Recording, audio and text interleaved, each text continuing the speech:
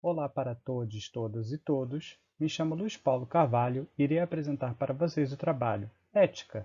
Qual o cenário de pesquisa no Simpósio Brasileiro SBQS?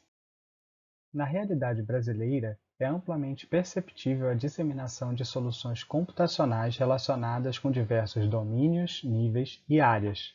Com a pandemia, a importância se acentuou e tornou-se ainda mais pervasiva, expondo um fenômeno de transformação digital acelerado. Um dos componentes dos aspectos técnicos de acentuada relevância é o software, desde a aplicação de mensageria de cada dia, a aplicação de videoconferência onde aulas ocorrem, um Pix de operação imediata, as plataformas de marketplace exponencialmente valorizadas e a vida indo toda para o digital.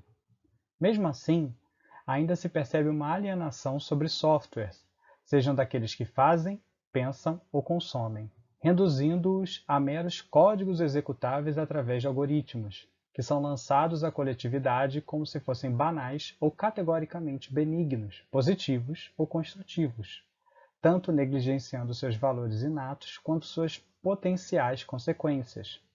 Como analisa o filósofo da tecnologia Edgar Lira, há pouca reflexão e conscientização, muito consumo, muita subserviência, e essa imaterialidade faz parecer que é tudo como deve ser, como sempre foi, e sem nenhuma possibilidade de auditoria ou reclamação. Neste trabalho, buscamos expor o panorama dos aspectos éticos nas pesquisas publicadas no Simpósio Brasileiro de Qualidade de Software, cobrindo as últimas 15 edições do evento entre 2006 e 2020, utilizando a metodologia de revisão sistemática da literatura. Através de buscas em repositórios, não conseguimos encontrar revisões concorrentes similares a esta. E externamente, encontramos diversos trabalhos relacionados associando ética à engenharia de software.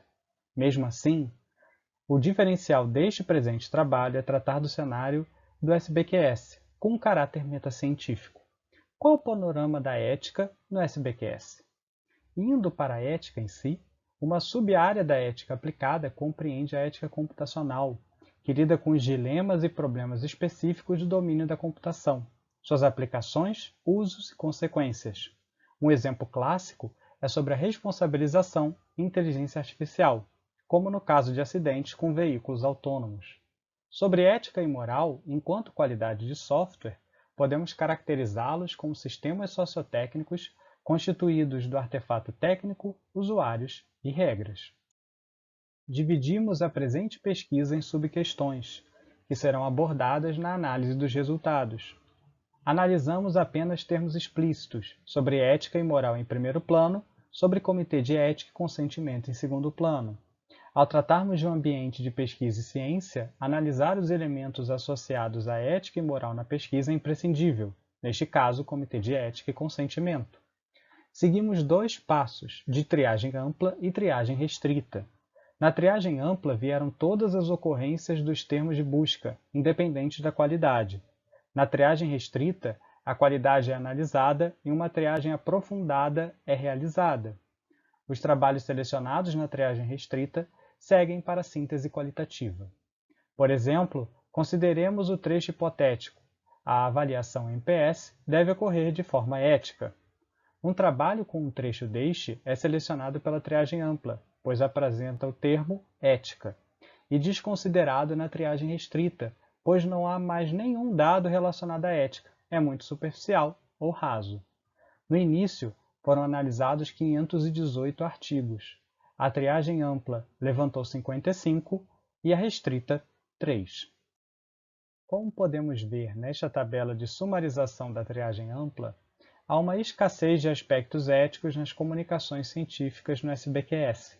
Em 15 edições, apenas um trabalho citou o Comitê de Ética, sem dizer claramente se estava em conformidade com o mesmo ou não. Menos de 10% envolveram consentimento, seja a partir do termo de consentimento livre esclarecido ou não. Nenhum envolveu os dois simultaneamente. Menos de 1% dos trabalhos trouxeram aspectos éticos com relevância, propriedade e qualidade ao ponto de aderência com nossa proposta. E menos de 10% apresentaram quaisquer menções explícitas aos termos da busca, isto é, se eles trataram de valores, não o fizeram citando ética ou moral. Em proporção, o interesse aumentou timidamente em 2019 e 2020. Seguindo a recomendação de um revisor, como podemos qualificar o quantitativo de comitê de ética ou consentimento informado sem comparar com a quantidade de fato de pesquisas envolvendo participantes humanos? Isto é, hipoteticamente, poderíamos ter encontrado 10 trabalhos de 100, só que apenas estes 10 envolviam participantes humanos e, por conseguinte, precisariam destes elementos obrigatoriamente. Sendo assim, 100% de associação correta no melhor caso possível. Entretanto, como indica o texto na tela, 39 dos 50 artigos com participantes humanos têm consentimento informado explícito, formal ou não. Isso porque não consideramos todos os 518, apenas os 55 inicialmente triados. Logo, por proporção equivalente, o cenário é bem pior do que este recorte. Mais grave, todas as pesquisas com participantes humanos devem, obrigatoriamente, ter apreciação de um CEP, de acordo com a Regulamentação 196 do ano de 1996. A síntese qualitativa ocorreu com os 3 trabalhos na tabela exposta neste vídeo. Vasconcelos et al. Dialogou com a problemática do efeito Hawthorne em suas ameaças à validade, onde a iniciativa de criar um vínculo com os participantes pode ter comprometido a pesquisa. Por outro lado, essa situação melhorou a aderência à participação, com interações mais legítimas e simpáticas. Rocha et al. Expõe o caso de realizar uma avaliação MPS remota, e a implicação ética relevante tratou da redução expressiva de custos, o que envolve um potencial para que outras empresas optem por esta modalidade também, apesar da deficiência do contato humano. Por fim, Rosa e Valentim já envolvem pessoas com deficiência visual, onde a consideração ética central é metacientífica.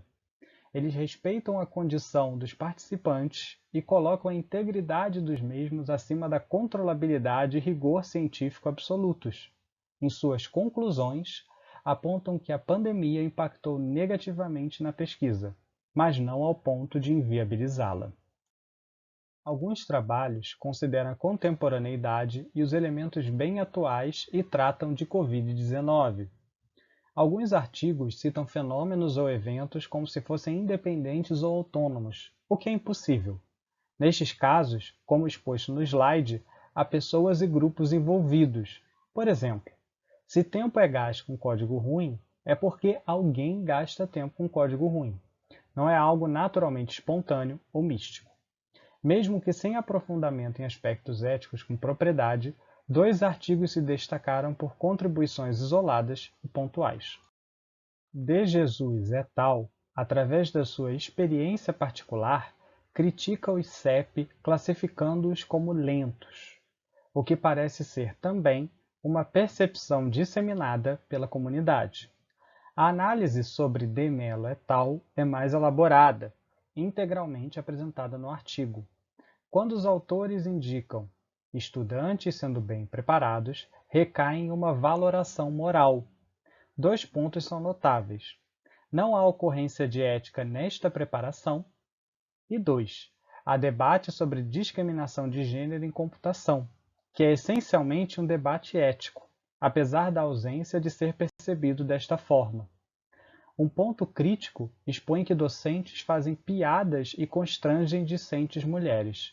Se isso não é imoral, sinceramente nós não sabemos o que é. Concluindo, há bastante espaço para tratar de aspectos éticos em qualidade de software, considerado o panorama do SBQS. Neste trabalho, indicamos que há uma quantidade muito pequena de ocorrências atuais, e analisando o consentimento e CEP, os números pioram.